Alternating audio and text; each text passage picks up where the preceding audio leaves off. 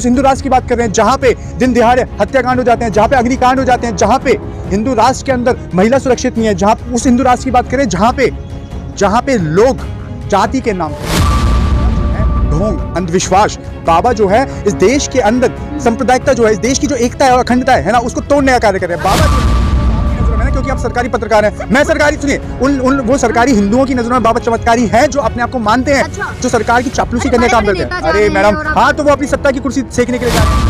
हिंदुस्तान में नरेंद्र मोदी बा, मित्रवाद बा, हिंदुस्तान में मित्रवाद बा, हिंदुस्तान में मोदी बा, हिंदुस्तान में भ्रष्टाचार बा, हिंदुस्तान में हिंदू मुस्लिम बा। 2014 से पहले हम सब लोग केले के पत्ते पहनते थे, एक ही रेलवे स्टेशन हुआ करता था जहां पे नरेंद्र मोदी जी चाय बेचा करते थे और वहां पे ही और एक ही चाय वाला था, बाकी सब आदिवासी थे। सुनिए, बाकी सब आदिवासी के मरने पे स्मृति ईरानी रो सकती हैं, अपनी बिटिया के ऊपर कोई बात है तो स्मृति ईरानी रो सकती है, प्रेस कॉन्फ्रेंस कर सकती है। जब जनता की महिला के लिए है ना, जो महिला माँ बेटी है ना, जो आंचल था उनका घर उजड़ गया है ना, जब स्मृति ईरानी नहीं रोई, जब हिंदू राष्ट्र की बात की जा रही, कहीं यज्ञ किया जा रहा है तो कहीं कुछ और किया जा रहा है हिंदू राष्ट्र। देखिए कौन से हिंदू राष्ट्र की बात कर रहे हैं आप उस हिंदू राष्ट्र की बात कर रहे हैं जहाँ पे दिन दिहाड़े अग्निकांड हो जाता है। आप उस हिंदू राष्ट्र की बात कर रहे हैं, आप उस हिंदू राष्ट्र की बात कर रहे हैं जहाँ पे एक हिंदू सभा चलाई जा रही है, जहाँ पे जो लोग हिंदू मुसलमान करने का काम कर रहे हैं, जो लोग गौ माता को अपनी माता मानते हैं है ना, जो गौमूत्र पीते हैं और उसके ऊपर दंगा फैलाने का काम कर रहे हैं, आप उस हिंदू राष्ट्र की बात कर रहे हैं। आप उस हिंदू राष्ट्र की बात कर रहे हैं जहाँ पे दिन दिहाड़े हत्याकांड हो जाते हैं, जहाँ पे अग्निकांड हो जाते हैं, जहाँ पे हिंदू राष्ट्र के अंदर महिला सुरक्षित नहीं है, जहाँ उस हिंदू राष्ट्र की बात करें जहाँ पे लोग जाति के नाम पे फटे हुए हैं, जहाँ पे लोग दलित शोषित वंचित लोगों के ऊपर अत्याचार कर रहे हैं, आप उस हिंदू राष्ट्र की बात कर रहे हैं। आप उस हिंदू राष्ट्र की बात कर रहे हैं। सुनिए, आप मेरी बात सुनिए, वो कौन से बाबा बागेश्वर की बात कर रहे हैं? वो अगर इतने चमत्कारी है तो देश के अंदर फिर सेना की क्या जरूरत है? इस देश के अंदर क्या जरूरत है कि आईबी है ना और ईडी की और आपका सीबीआई की और आपका जो जितनी भी जो सरकारी संस्थान है, इनकी जरूरत क्या पड़ गई? फिर तो बाबा हैं, चमत्कारी हैं। आप ये भी बता देना बाबा की पुलवामा के अंदर आईडीएक्स सुनिए, आप मेरी बात सुनिए, आप जो है आप सरकारी पत्रकार है, आप मेरी बात नहीं सुननी है। मैं ये कह रहा हूँ कि बाबा अगर इतने चमत्कारी हैं तो वो ये बता दे कि पुलवामा के अंदर इतना टन आईडीएक्स कहाँ से आया। आप ये बता दिए, सुनिए, आप मुझे सर्टिफिकेट देंगी कि मैं नहीं, आप मुझे सर्टिफिकेट देंगी कि मैं ब्राह्मण हूँ या नहीं हूँ। मैं ब्राह्मण हूँ, मैं गर्व से बोलता हूँ। मैं सनातनियों को आगे बढ़ाने की बात कर रहे हैं। बाबा जो है ढोंग अंधविश्वास, बाबा जो है इस देश के अंदर सांप्रदायिकता जो है, इस देश की जो एकता है और अखंडता है ना, उसको तोड़ने का कार्य कर रहे हैं। बाबा जो है, सुनिए, बाबा जो है अगर बाबा का इतने चमत्कारी हैं तो फिर ये बता दें कि इस देश के अंदर आरडीएक्स आया कहाँ से? इस देश के अंदर महंगाई क्यों हो रही है? इस देश के अंदर क्यों युवाओं को बेरोजगार रखा जाता है? अगर बाबा इतने चमत्कारी है तो बाबा ये बताने की कोशिश कर दे कि इस देश की जो महिलाएं हैं है ना, वो क्यों उनके साथ अत्याचार हो रहा है। अगर बाबा इतने चमत्कारी थे, अगर बाबा इतने नहीं हैं, अरे वाह, तो आपकी नजरों में ना, क्योंकि आप सरकारी पत्रकार हैं, मैं सरकारी सुनिए, वो सरकारी हिंदुओं की नजरों में बाबा चमत्कारी हैं जो अपने आप को मानते हैं, जो सरकार की चापलूसी करने का काम करते हैं। अरे मैडम, हाँ तो वो अपनी सत्ता की कुर्सी सेकने के लिए जा रहे हैं। आप ये देखिए, एक चुनावा लोकतांत्रिक सुनिए, आप मनोज तिवारी छोड़िए, मैं तो एक बात बोलने वाला हूँ। एक चुनी हुई सरकार का मुख्यमंत्री, लोकतांत्रिक मुख्यमंत्री, मध्य प्रदेश के मुख्यमंत्री वहां जाके नतमस्तक हो रहे हैं, तो इसका मतलब ये सोचिए देश के अंदर जो अंधविश्वास है किस कदर इन लोगों के ऊपर सिर चढ़ के बोल रहा है। सर, आप जाएंगे 3 महीने पहले आप अर्जी लगाएं, फिर आप जाएंगे बता देंगे कि आपका पूरा पिछला क्या था, अब क्या है, सब बता दें। मैं बोल तो रहा हूँ मैडम, तो फिर बता देना। वो अगर इतने ही चमत्कारी थे तो उनको बता देना चाहिए था कि अडानी क्यों डूब रहा है। नहीं, आप इस बात को क्यों नहीं बोले? नहीं क्यों? अच्छा, तो उनके सुनिए, मुख्यमंत्री तो गए थे ना, जो मोदी जी के मित्र, जो मोदी जी के मित्र हैं और जो उनकी भारतीय जुमला पार्टी के अंदर, नहीं आप सुनिए, नहीं भारतीय जुमला पार्टी, नहीं, अरे मेरे ऊपर क्यों केस होगा? मेरे ऊपर क्यों केस होगा? सुनिए, क्योंकि मैं सरकारी हिंदू नहीं हूँ, मैं सरकारी हिंदू नहीं हूँ, मैं बोल रहा हूँ, मैं सरकारी हिंदू नहीं हूँ। आप सरकारी पत्रकार हो तो आपके ऊपर केस नहीं होगा, और जो सरकारी नहीं है उनके ऊपर केस हो जाएगा। अगर सरकारी हिंदू होता तो मेरे ऊपर केस नहीं होगा, है ना। नेहा सिंह राठौर, सुनिए, इस देश के अंदर 2 चीजें चल रही है। सुनिए क्या चल रहा है।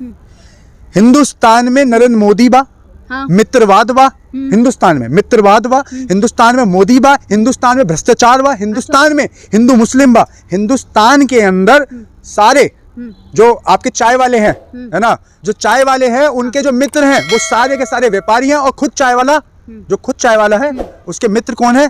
पूंजीपति हैं, है ना। और यूपी में काबा, यूपी में सरकारी तोते वाला कौन है ये सरकारी तोते अरे वाला? सरकारी तोते वाला वही ना जो बुलडोजर चला देता है दिन दिहाड़े लोगों के घरों के ऊपर। ऐसे हिंदू राष्ट्र अगर आपको चाहिए तो आपको मुबारक हो। और आपको लालच है, आप जैसे सरकारी पत्रकारों को, सरकारी मीडिया को लालच है कि अगर आप उनकी चापलूसी करने का कार्य कर रहे हैं आप।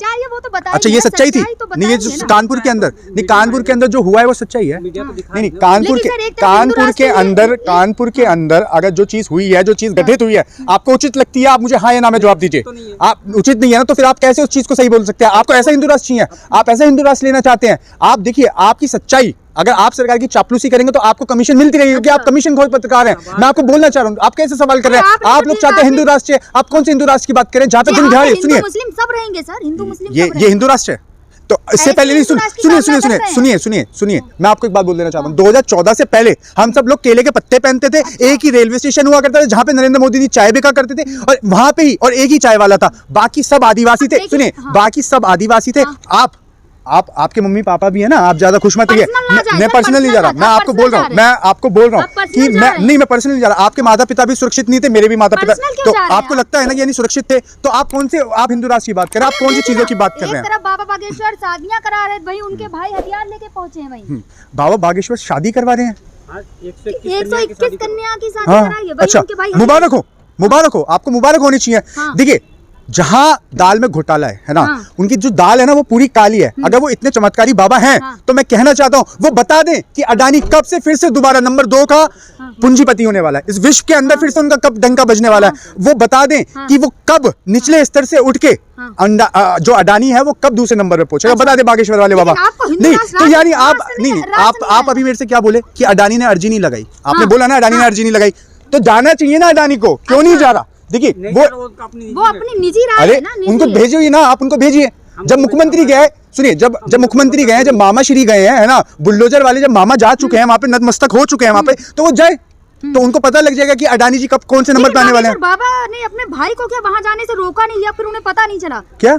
जब बागेश्वर बाबा ने 121 कन्याओं की शादी कराई थी तो उनके भाई वहां हथियार लेके पहुंचे। देखिए उनके भाई जो हैं गाली बक रहे हैं, उनकी जो वीडियो है सामने आ रही है ना, उनकी जो चीजें हैं, उनकी जो सच्चाई है, जो उनका जो एक कड़वा जो सच है, उनके जो शब्द हैं, उससे पता लग सकता है कि वो बाबा हैं या ढोंगी हैं। अच्छा। देखिए वो भाई तो है ना उनका, वो माँ बहन की गाली गलौज करने वाला व्यक्ति क्या भाई, वो मतलब उनका भाई होगा? वो क्या साधु होगा, क्या संत होगा? सर एक तरफ बाबा बागेश्वर चमत्कार की बात कर रहे, तो क्या वो पता नहीं लगा पाए ये चीज? देखिए मैं कह तो रहा हूँ कि इस देश के अंदर एक काम करिए, लगा दीजिए फिर न्यायालयों पे ताले, लगा दीजिए आप जाके ताले, जितने भी थाने और चौकी हैं आप लगा दीजिए, जितने भी आईएएस और आईपीएस अपनी कुर्सी पे बैठे हुए हैं वो सब हटा दीजिए। बागेश्वर वाले बाबा है तो सही, सारा चमत्कार कर देंगे और सब कुछ चीजें सिद्ध हो जाएंगी। और हाँ, जो लोग कई सालों से न्यायालय के अंदर लड़ाई लड़ रहे हैं उनके केस भी वो सॉल्व कर देंगे। भाई एक तरफ जहां मैं यूपी की बात करूं तो लगातार पत्रकारों के साथ मिसबिहेव हो रहा है। अरे सुनिए, देखा होगा, मैं आपको एक बात बोलना चाहता हूँ, यूपी के अंदर गुंडा राज इस कदर चरम पे है जहाँ पे दिन दिहाड़े 2 महिलाओं का, है ना, हत्याकांड कर दिया। मैं क्या बोल रहा हूँ, आप विधानसभा छोड़िए, क्योंकि वो सरकारी पत्रकार नहीं था आपकी तरह। आप सरकारी पत्रकार हैं, इस वजह से आप सुरक्षित हैं। जो सरकार के खिलाफ बोल रहे हैं, नहीं, आपके दर्द अब हो रहा है कि सरकार, वो आपके दर्द पत्रकार के साथ चीज हो गई। आपके दर्द नहीं हो रहा कि हाथरस के अंदर इतना बुरा कांड हो गया, आपके जब दर्द नहीं हुआ, आपके पेट में दर्द जब नहीं हुआ जब कानपुर के अंदर कांड हो गया। आपके सुनिए, क्यों मैं आपके ऊपर पर्सनल नहीं जा रहा, मैं आपको एक बात बोलना चाह रहा हूँ, मैं एक चीज बोलना चाह रहा हूँ कि हथनी के मरने पे स्मृति ईरानी रो सकती हैं। अपनी बिटिया के ऊपर कोई बात है तो स्मृति ईरानी रो सकती है, प्रेस कॉन्फ्रेंस कर सकती हैं। जब जनता की महिला के लिए, है ना, जो महिला माँ बेटी, है ना, जो आंचल था उनका घर उजड़ गया, है ना, जब स्मृति ईरानी नहीं रोई, जब स्मृति ईरानी थी कहाँ? लेकिन एक तरफ स्मृति ईरानी पठान मूवी का विरोध कर रही थी, लेकिन वहीं दूसरी तरफ देखिए मैंने ऐसी कोई वीडियो नहीं देखी, मैंने ऐसी कोई वीडियो नहीं देखी कि स्मृति ईरानी जो है विरोध कर रही थी। मैंने एक चीज देखिए, बाइकॉट गैंग जो है वो भारतीय जनता पार्टी का एक अंग है ना। और देखिए स्मृति ईरानी जो है, स्मृति ईरानी एक डबल फेस महिला है जो सिर्फ और सिर्फ खाली चुनिंदा लोगों के लिए बोलना पसंद करती है। महिला का अपमान जब हो जाता है, जब वो द्रौपदी मुर्मू के लिए कुछ संसद के अंदर शब्द हो जाते हैं ना, पर हाँ इस देश की महिला, वो खुद एक महिला मंत्रालय है, उनके हाथ में इस्तीफा दे देना चाहिए स्मृति ईरानी को आके, कि उन्होंने जो महिला के ऊपर इतना बड़ा कांड हुआ है उसके ऊपर उनको इस्तीफा दे देना चाहिए और अपना जो महिला मंत्रालय है उससे उनको क्या लेकिन कर, मॉब लिंचिंग हो रही है ना। मॉब लिंचिंग अभी आपका हरियाणा में हुई है ना। अगर आपको सत्य की आवाज उठानी है, आप धर्म देख के ना उठाएं, पहली बात मैं आपको बोल देना चाहता हूँ। क्योंकि मध्य प्रदेश के अंदर अब से कुछ दिनों पहले एक जैन युवक जो जिसने अपनी बीएड बना रखी थी है ना, उसको मार दिया गया मध्य प्रदेश के अंदर, क्या समझ के कि वो मुसलमान था, है ना। तो मैं यही कहना चाहता हूँ कि अगर मॉब लिंचिंग हो रही है देश के अंदर तो वो गलत है, सरासर गलत है और अन्याय है लोगों के साथ। और मॉब लिंचिंग जो हो रही है वो धर्म के आधार पे नहीं होनी चाहिए।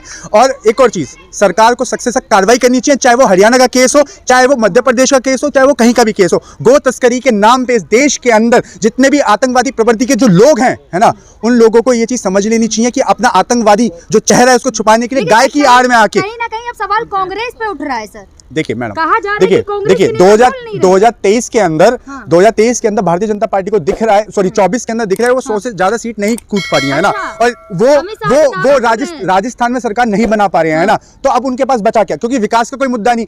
कह के आए थे महंगाई खत्म कर देंगे, महंगाई खत्म नहीं कर पाए। कह के आए थे महिला, बाबू कह रहे हैं, अरे तो राहुल बाबू हैं, राहुल गांधी उनके बाबू हैं, अच्छा। है ना। और मैं एक बात और कहना चाहूंगा, बाबू कहना उनको स्वीकार कर लेना चाहिए, क्योंकि 2024 के अंदर वो प्रधानमंत्री बोलने को भी तैयार हो जाएंगे राहुल जी को।